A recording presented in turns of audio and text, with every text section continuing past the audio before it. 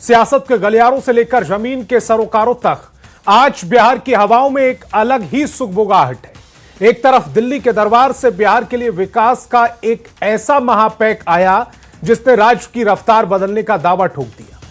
नितिन गडकरी के दफ्तर से हरी झंडी मिली और सीधे 53,000 करोड़ रुपए की 13 बड़ी सड़क परियोजनाएं बिहार की झोली में आ गिरी।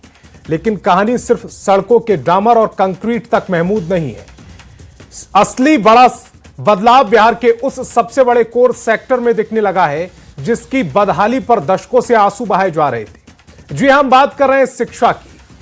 पिछले कुछ हफ्तों के फैसलों पर नजर डालें तो देखते हैं कि एक तरफ स्कूलों की मनमानी और फीस की लूट पर सीधे सम्राट सरकार का हंटर चला। किताबें, यूनिफॉर्म कहीं से भी खरीदने की आजादी और फीस बकाया होने पर भी बच्चों का रिजल्ट न रोकने का कड़ा फरमान जारी हुआ है।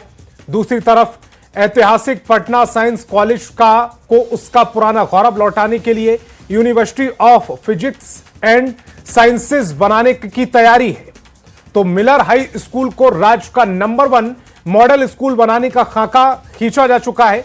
इतना ही नहीं, मधुबनी, सिवान, नवादा, पटना और औरंगाबाद में 5 नए प्राइवेट यूनिवर्सिटीज को मंजूरी देकर उच्च शिक्षा के पलायन को रोकने की एक बड़ी कोशिश की जा रही है। और दावा किया जा रहा है कि बिहार में अब सिर्फ पारंपरिक पढ़ाई नहीं करेगा।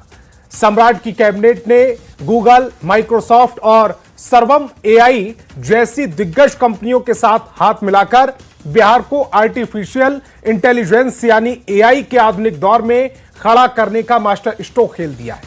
यही वजह है कि आज बिहार की सियासत में नारा गूंज रहा है, शिक्षा और सड़क, सम्राट की गाड़ी दौड़ रही बेधड़क। डिप्टी सीएम विजय चौधरी का दावा है कि सम्राट चौधरी जिस तरह से नीतीश कुमार के विजन को आगे बढ़ा रहे हैं, उससे सरकार की विश्वसनीयता जनता के बीच 100% साबित हो चुकी है।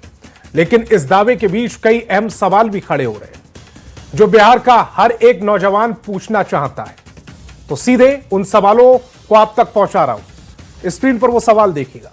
सवाल नंबर 1, क्या वाकई कागजों पर दिखने वाली 53,000 करोड़ के रोड मैप से बिहार के विकास को सुपरफास्ट रफ्तार मिलेगी? सवाल नंबर 2, क्या प्राइवेट स्कूलों पर कसता सरकारी हंटर जमीन पर असर दिखाएगा? सवाल नंबर 3, गूगल, माइक्रोसॉफ्ट के साथ एआई समझौता क्या बिहार के युवाओं का पलायन रोक पाएगा? बिहार का जो युवा सालों से रोजगार और क्वालिटी एजुकेशन के लिए दूसरे राज्यों की तरफ दौड़ रहा है, उसकी यह दौड़ अब क्या थम जाएगी? सवाल नंबर 4, क्या यह फैसले वास्तविक विकास है या सियासी नैरेटिव? सवाल नंबर 5, नए विश्वविद्यालय और एआई की बहार तो ठीक, लेकिन क्या बिहार के सरकारी स्कूलों की जर्जर हालत और शिक्षकों की कमी को सुधारे बिना शिक्षा में क्रांति संभव है?